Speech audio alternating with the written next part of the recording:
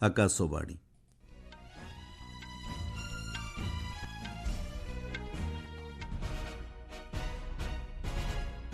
ସମ୍ବାଦ ପଢୁଛନ୍ତି ସତ୍ୟବ୍ରତ ବେହୁରା। ଲୋକସଭାର ମଞ୍ଜୁରୀ ଲାଭ କଲା ୱାକଫ୍ ସଂଶୋଧନ ବିଧେୟକ 2025। 12 ଘଣ୍ଟାରୁ ଅଧିକ ସମୟ ଧରି ବିତର୍କ ପରେ ହେଲା ଭୋଟ ଗ୍ରହଣ। ବିଧେୟକ ସପକ୍ଷରେ 288 ଓ ବିରୋଧରେ ଭୋଟ ଦେଲେ 232 ଜଣ ସଦସ୍ୟ।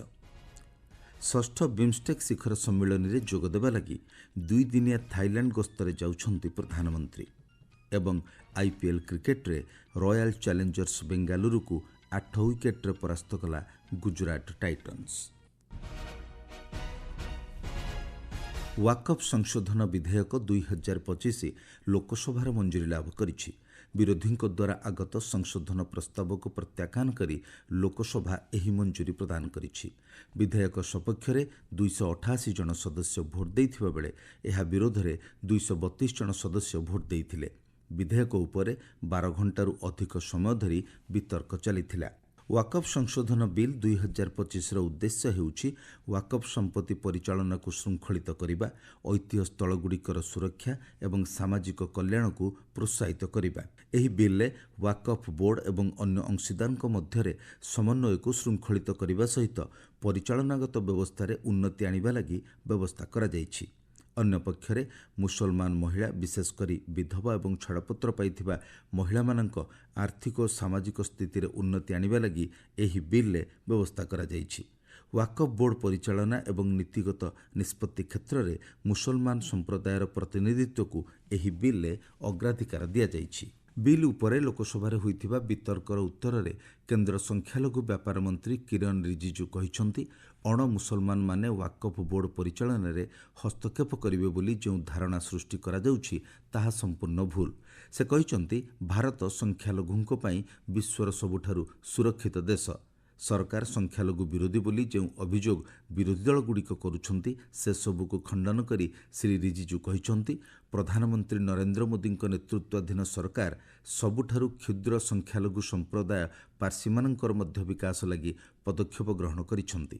ବିରୋଧୀ ସଦସ୍ୟମାନେ ୱାକଫ୍ ସଂଶୋଧନ ବିଧେୟକକୁ ଅସାମ୍ବିଧାନିକ ବୋଲି କହିଥିବା ବେଳେ ଏହାର ଉତ୍ତରରେ ସଂଖ୍ୟାଲଘୁ ବ୍ୟାପାର ମନ୍ତ୍ରୀ କହିଛନ୍ତି, ଯଦି ଏହା ଅସାମ୍ବିଧାନିକ ତେବେ ନ୍ୟାୟାଳୟ ଏହାକୁ କାହିଁକି ଖାରଜ କଲେ ନାହିଁ ଏବଂ ବିଧେୟକକୁ ଅସାମ୍ବିଧାନିକ କହିବା ପଛରେ କେଉଁ କାରଣ ରହିଛି ତାହା ବିରୋଧୀ ସଦସ୍ୟମାନେ ଦର୍ଶାଇବା ଆବଶ୍ୟକ।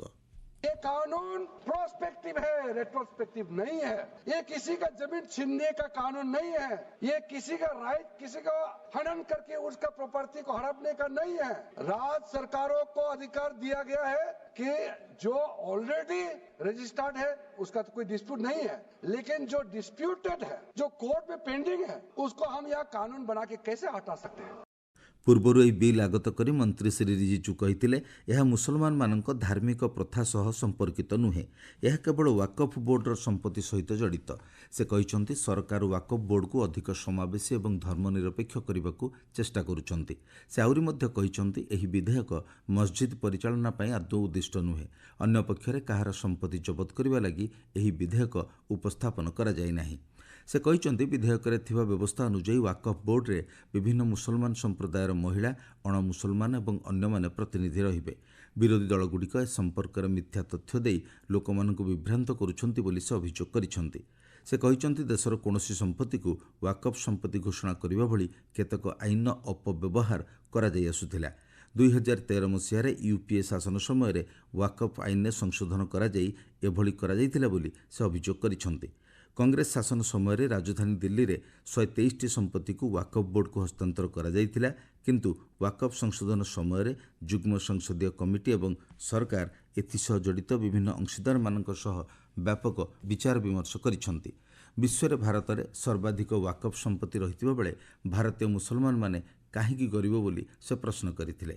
ବିରୋଧୀଙ୍କ ପ୍ରଶ୍ନର ଜବାବରେ ସ୍ୱରାଷ୍ଟ୍ରମନ୍ତ୍ରୀ ଅମିତ ଶାହା କହିଥିଲେ, କ୍ୟାବିନେଟ୍ର ଅନୁମୋଦନ ଅନୁଯାୟୀ ଯୁଗ୍ମ ସଂସଦୀୟ କମିଟି ବିସ୍ତୃତ ଆଲୋଚନା ପରେ ଏହି ବିଲ୍ ଅଣାଯାଇଛି। सदन के माध्यम से देश भर के मुसलमान भाइयों बहनों को कहना चाहता हूं, आपके वक्फ में एक भी नॉन मुस्लिम नहीं आएगा। ये एक्ट में ऐसा कोई प्रावधान, मगर जो वक्फ बोर्ड है और वक्फ परिषद है, उसका काम क्या है? वक्फ की संपत्तियां मान्यवर बेच खाने वाले लोगों को पकड़कर इसके बाहर निकाल।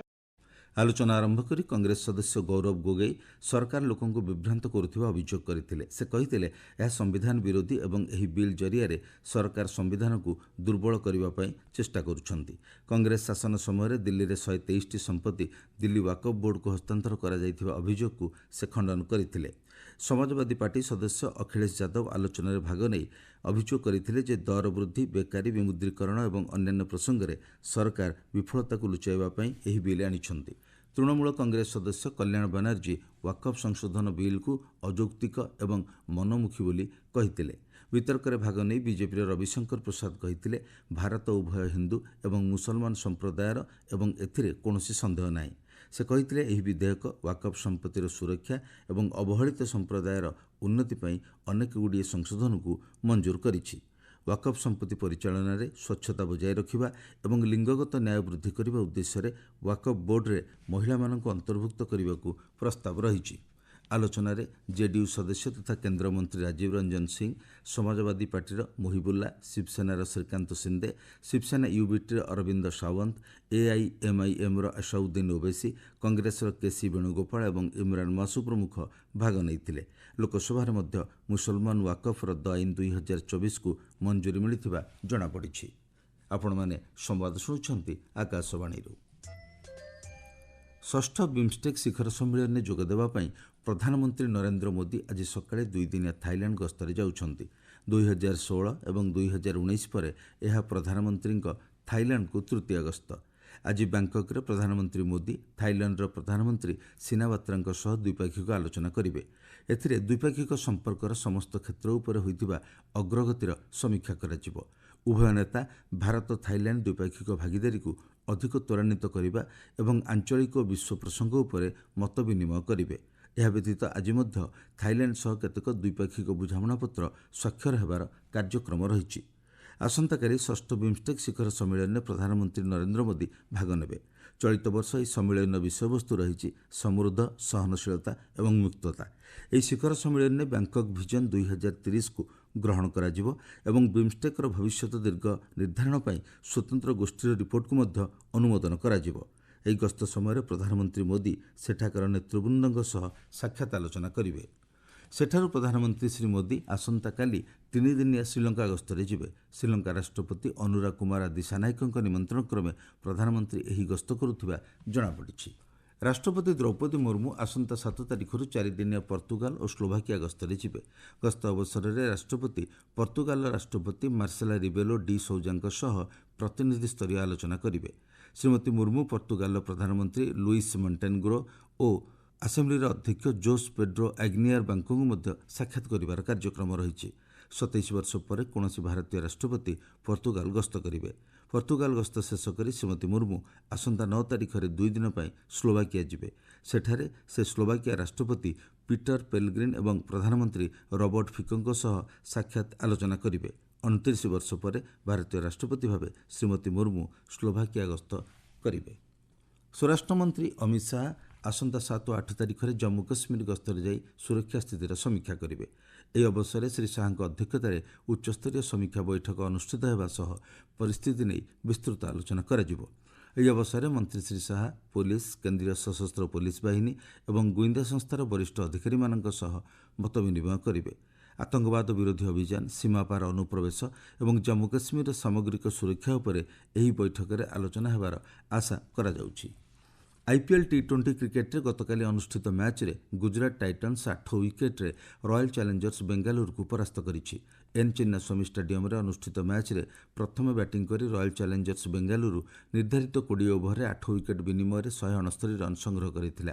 यार जवाब रे Gujarat titans 17 over 5 ball 2 wicket विनिमय 170 रन स्कोर करिथिला। आज संध्यारे कोलकातार इडेन गार्डन रे कोलकाता नाइट राइडर्स और सनराइजर्स हैदराबाद मध्य मुकाबिला हेबो। मुख्य संवाद पुणी थारे। लोकसभार मंजूरी लाभ कला वाकफ संशोधन विधेयक 2025। 12 ଘଣ୍ଟାରୁ ଅଧିକ ସମୟ ଧରି ବିତର୍କ ପରେ ହେଲା ଭୋଟ ଗ୍ରହଣ।